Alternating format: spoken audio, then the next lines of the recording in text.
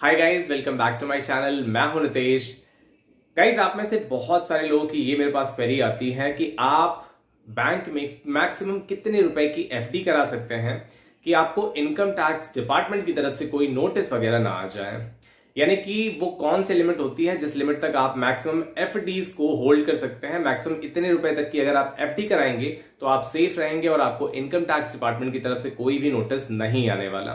तो आज की इस वीडियो में गाइस मैं आपको यही बताने वाला हूं कि आप कितने रुपए तक की मैक्सिमम एफडी होल्ड कर सकते हैं अपने बैंक्स में कि आपको इनकम टैक्स डिपार्टमेंट की तरफ से कोई भी नोटिस ना आए। पहली बात। और दूसरी बात, मैं आपको ये भी बताने वाला हूं कि अगर नोटिस वगैरह आ जाता है तो उस केस में आपको क्या करना है, मैं आपको ये भी बताने वाला हूं। तो चलिए गाइस, वीडियो को शुरू करते हैं। सबसे पहले बात करते हैं गाइस कि आप कितने रुपए तक की एफडी आप मैक्सिमम होल्ड कर सकते हैं अपने बैंक अकाउंट्स में। देखिए गाइस, ये जो इनकम टैक्स के हिसाब से आपकी जो ये लिमिट बताई गई है वो बताई गई है section 285BA of the income tax act. और इसमें ये बताया गया कि अगर आप अपने बैंक में आप मैक्सिमम 10 लाख रुपए तक की आप एफडी होल्ड कर सकते हैं। अगर आप इससे ज्यादा की आप एफडी कराते हैं तो उस केस में आपका जो बैंक होगा वो आपके इस एफडीज की डिटेल, आपके अकाउंट्स की डिटेल इनकम टैक्स डिपार्टमेंट को फॉरवर्ड कर देगा। यानी कि अगर आप 10 लाख रुपए से ऊपर तक की आप एफडी कराते हैं, आप 12 लाख, 13 लाख, 14 लाख, 10 लाख के ऊपर आप कितने रुपए की भी आप एफडी कराते हैं तो उस केस में आपका जो बैंक होगा वो आपकी इस अकाउंट की इंफॉर्मेशन इनकम टैक्स डिपार्टमेंट को फॉरवर्ड कर देगा।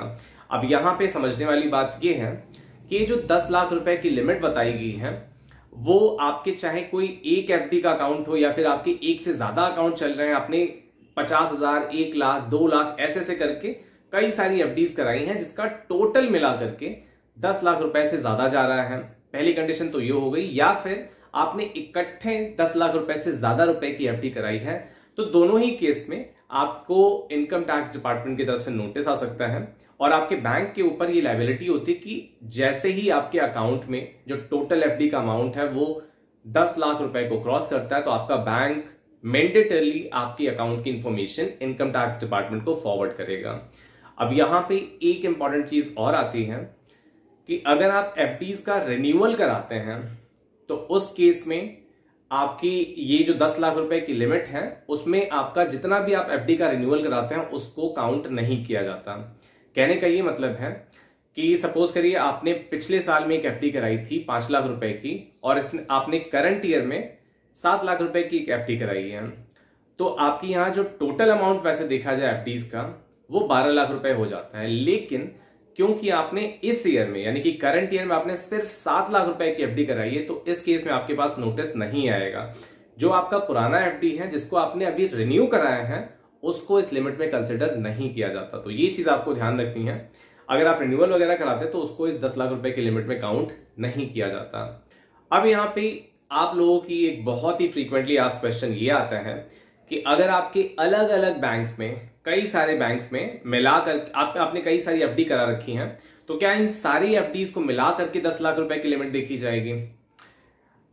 देखिए गाइस, मैं आपको एक चीज क्लियर कर दूं, जो बैंक्स का ये डेटा होता है वो आपस में शेयर नहीं होता, ये पैन कार्ड के थ्रू लिंक होता है। और ये जो लिमिट 10 लाख रुपए की बताई गई है वो बैंक्स पे इंपोज करी गई है। यानी कि अगर आपका एक पर्टिकुलर बैंक में 10 लाख रुपए से ज्यादा की एफडी है, एक बैंक में आपने कई सारी एफडीज कराई है तो उन सभी को मिला करके आपकी ये 10 लाख रुपए की लिमिट देखी जाएगी। सपोज करिए आपने आईसीआईसी बैंक में आपने टोटल 6 एफडीज करा रखी हैं 2-2 लाख रुपए की करके, तो यहां पे आपकी 10 लाख रुपए की लिमिट एक्सीड होते ही आईसीआईसी बैंक के ऊपर ये लायबिलिटी आ जाती है कि वो आपके इस अकाउंट की इंफॉर्मेशन इनकम टैक्स डिपार्टमेंट को फॉरवर्ड करे। लेकिन अगर आपने 5 लाख रुपए की एफडी कराई है पीएनबी में और 6 लाख रुपए की एफडी कराई है आईसीआईसी बैंक में तो उस केस में ये अग्रीगेट नहीं किया जाएगा।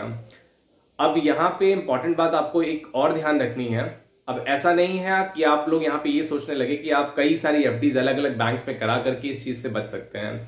देखिए, आज के टाइम में आप जब भी बैंक अकाउंट वगैरह खुलवाते हैं तो आपको पैन कार्ड देना मैंडेटरी होता है और ये सारा डेटा जो होता है, आप जितना भी अकाउंट्स वगैरह होल्ड करते हैं, ये सारा ही डेटा आपके पैन कार्ड से लिंक होता है। तो भले ही बैंक्स के ऊपर ये लायबिलिटी होती है कि आप 10 लाख रुपए क्रॉस होने के बाद इंफॉर्मेशन देंगे, लेकिन इनकम टैक्स डिपार्टमेंट के पास ये इंफॉर्मेशन होती हैं। अगर आपके एक पर्टिकुलर पैन नंबर पे बहुत ज्यादा ट्रांजैक्शंस हो रहे हैं, भले ही आप वेरियस मोड से कर रहे हैं, तो इनकम टैक्स डिपार्टमेंट उसको ट्रैक ऑलरेडी करते रहता है। तो आप यहाँ पे इस चीज को ध्यान रखेंगे चलिए गाइस, अब बात करते हैं कि अगर आपके पास नोटिस आ जाता है तो उस केस में आपको क्या करना होता है।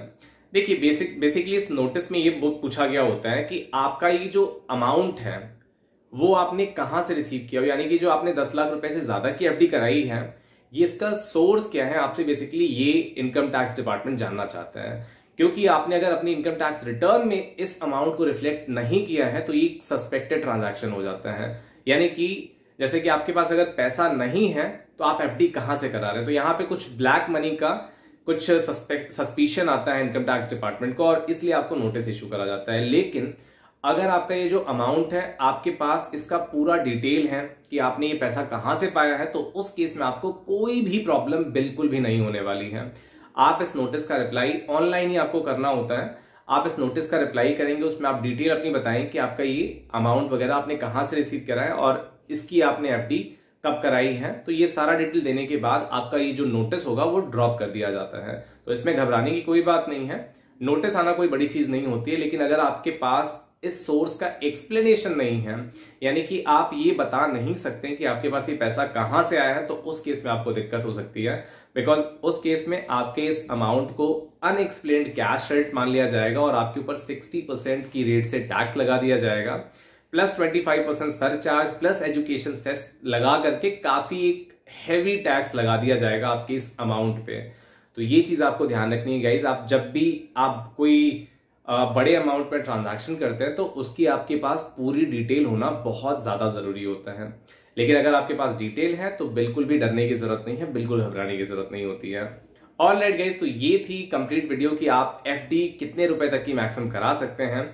आई रियली होप ये वीडियो आपको यूजफुल लगी होगी। और गाइज, अगर आपको ये वीडियो यूजफुल लगती है तो इस वीडियो को प्लीज लाइक जरूर कर दीजिएगा और इस वीडियो को अपने फ्रेंड्स वगैरह के साथ शेयर कीजिए। और साथ ही साथ गाइज, अगर अभी तक आपने चैनल को सब्सक्राइब नहीं किया तो चैनल को प्लीज सब्सक्राइब भी जरूर कर लीजिए, ताकि मैं ऐसे यूजफुल और इन्फॉर्मेटिव वीडियोस आपके लिए फ्यूचर में ला सकूं। Thank you very much guys.